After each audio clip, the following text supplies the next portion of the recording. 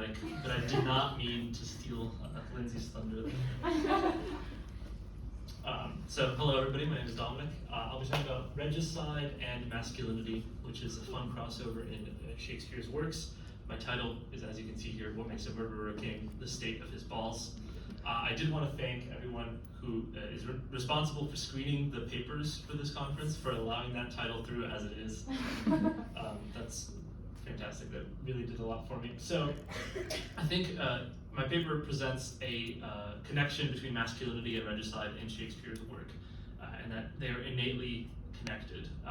I show this through Macbeth, I show this through Henry IV, Part 1 and Part 2, as well as Henry V and Richard II, so a lot of his historical plays as well as the drama.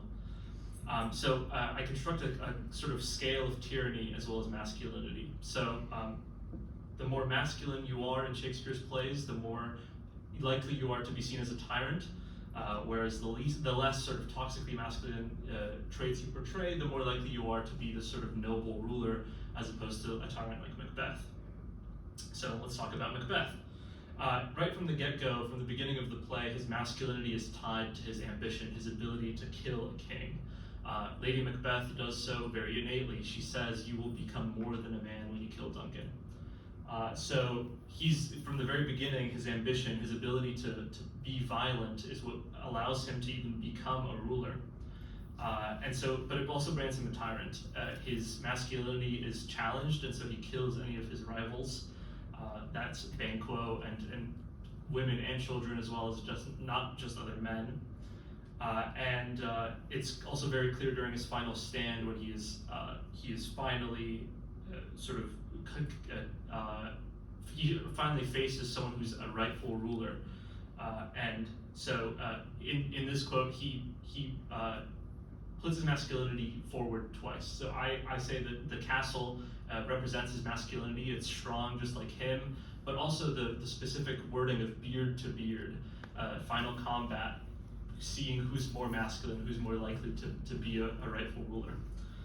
So this scale is he's really on the far end.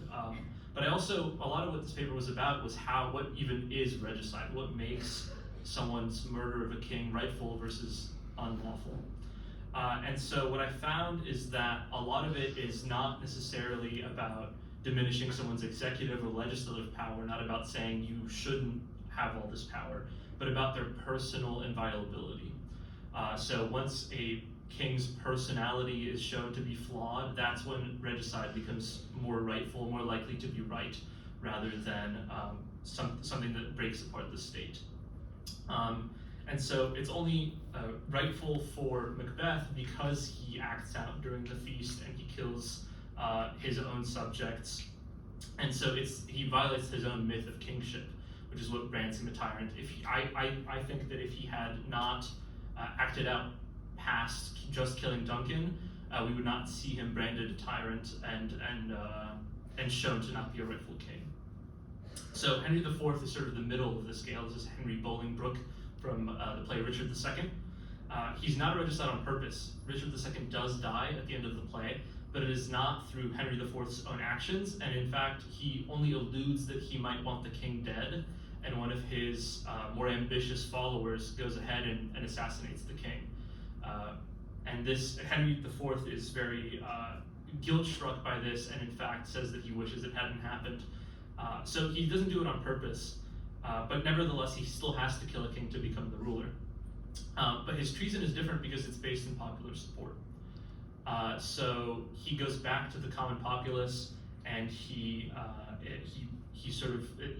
in the democratic sense, he goes back to the power, the base of power, which is the people.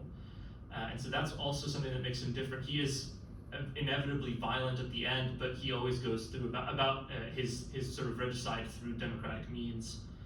And he later wishes his son to be more like to be more hyper-masculine than he is, which is why I put him on the middle of that hyper-masculine scale, because he himself does not necessarily portray any ambitious and violent tendencies, but later he does specifically wish that his son had been replaced with a violent rebel who was more manly than his son actually was.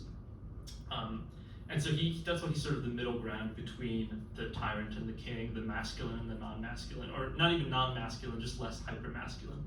And so let's talk about his son, Prince Hal. This is the plays Henry IV, Part 1, Part 2, and then later Henry V. So he follows his father's footsteps by basing his power from popularity, from the actual citizens. And that's what initially starts that conflict between him and his father, is that his father thinks he's hanging out too much with the common people. But he has this whole speech where he says, I will emerge from the cloud like a comet. This is a practical move. He knows what he is doing. He is aware that he has to gain the people's support just like his father did in order to be seen as a sort of more rightful ruler and cement their dynasty as the actual rulers of England. So he also breaks the cycle of regicide. He never thinks about killing his father. He defends his father's throne. He kills his rival Hotspur in the defense of his father's throne when he starts a rebellion. And so what you see violence, but it's defensive violence. It's no longer looking at gaining some sort of power or some sort of status. And he turns it later in the play Henry V into a tool of statecraft. So finally we get to talk about the king's balls. And by this I of course mean tennis balls. So he is given a gift by the French dignitaries of tennis balls, which is seen as an insult. It's supposed to be demasculating for the English court. It's supposed to be demasculating for Henry V, but he does not accept the gift, and he sort of makes fun of the French. So these balls are a symbol of not just his own masculinity, but of now his country's masculinity. He becomes a symbol for England. It is no longer his own personal myth that they're trying to violate. They're trying to violate the myth of England. And so it becomes a tool that he can use that is very much analogous to the testicles, but because they become a symbol of not only his own power, but of England's power, and putting himself in the shoes of England and being the ruler head really solidifies his dynasty as the rightful dynasty that's supposed to rule England, which is what the historical plays are supposed to be about. So his masculinity is again defensive, not ambitious. He is masculine, he defends masculinity, but it's again not tied to violence, not tied to ambition.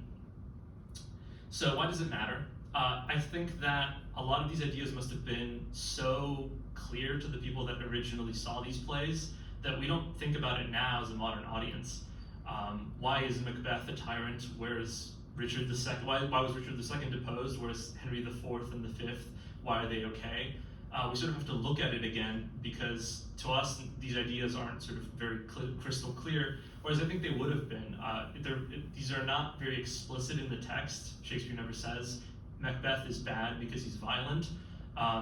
There's very explicit reasons as to why he is, and some of these things are ambition, going outside of his sort of intended role. And so I wanted to explore that. But it's also, it shows a democratic sort of idea within Shakespeare's works. The good kings, if you will, go back to the people for their support. It's always based on not ambition, not on violence, not on might makes right, but on what the people sort of want or what the people need is really how Shakespeare probably would have phrased it.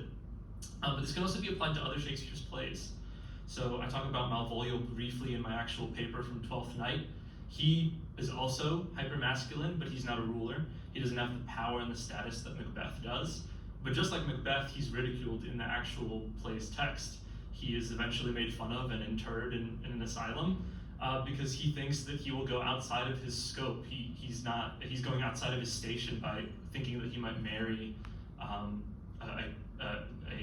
someone above his station and his place.